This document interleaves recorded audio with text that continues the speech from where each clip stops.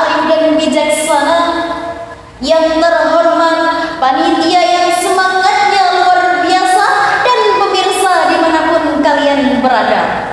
Saudaraku, sebangsa, setanah air, seagama, dan seakidah yang dimuliakan oleh Allah Subhanahu wa Ta'ala. Indonesia merupakan negara mayoritas muslim yang menerapkan sistem ekonomi syariah untuk mesejahterakan umat.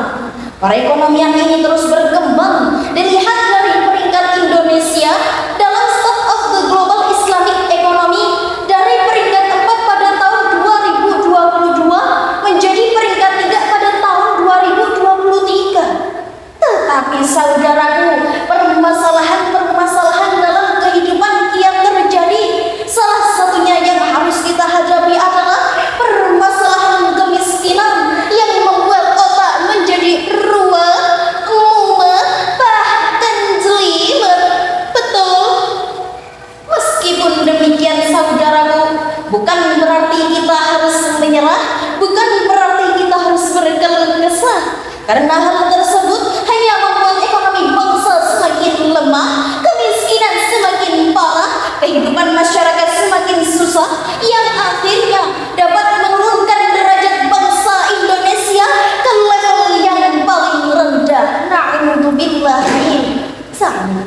Untuk itu, berdirinya saya di sini, izinkan saya untuk menyampaikan dakwah yang bertema penerapan nilai-nilai dan prinsip ekonomi di dalam kehidupan. Dalam landasan Al-Quran, surat An-Nisa ayat 29 yang berbunyi, A'udzubillahi minasyaitonir rajim, Bismillahirrahmanirrahim.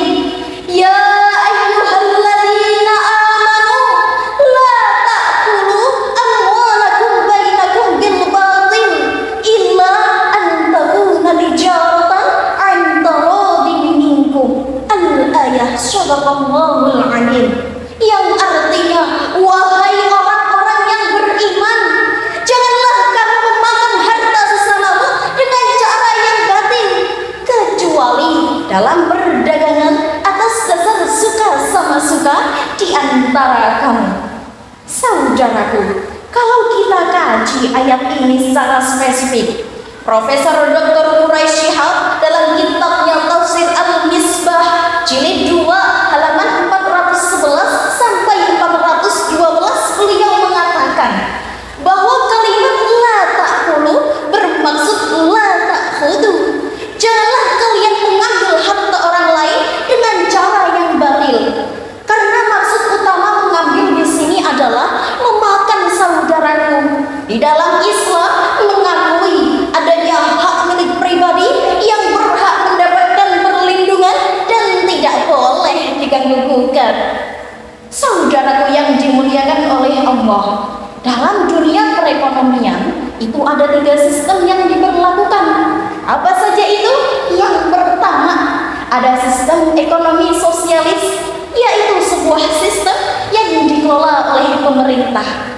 Yang kedua, ada sistem ekonomi kapitalis, yaitu sebuah sistem yang dikelola oleh perorangan yang mementingkan kepentingan pribadi. Sistem ini saudaraku yang membuat jurang pemisah antara yang kaya dan yang miskin, pejabat dan rakyat, ningrat dan larat semakin mencuat. Jawa Timur, Jawa Timur, Jawa Barat, Jawa Barat, yang makmur tambah makmur, yang larat tambah larat. Na'udzubillah min dzalik. Yang ketiga, terakhir, yang ini loh saudaraku, sistem ekonomi syariah yang di dalamnya terdapat nilai-nilai ukhuwah Islamiyah, nilai kebersamaan, sehingga timbulnya sikap saling tolong-menolong. Yang kaya menolong yang miskin, yang miskin menolong yang kaya, yang lemah menolong yang kuat, yang kuat menolong yang lemah. Lalu bagaimana cara kita merealisasikan prinsip ini agar terciptanya pemberdayaan? Tenang mas, tenang mbak, tenang bro, tenang sis. Jawabannya ada dalam Quran surat Ad-Dzariyat ayat 19 yang berbunyi, A'udzubillahi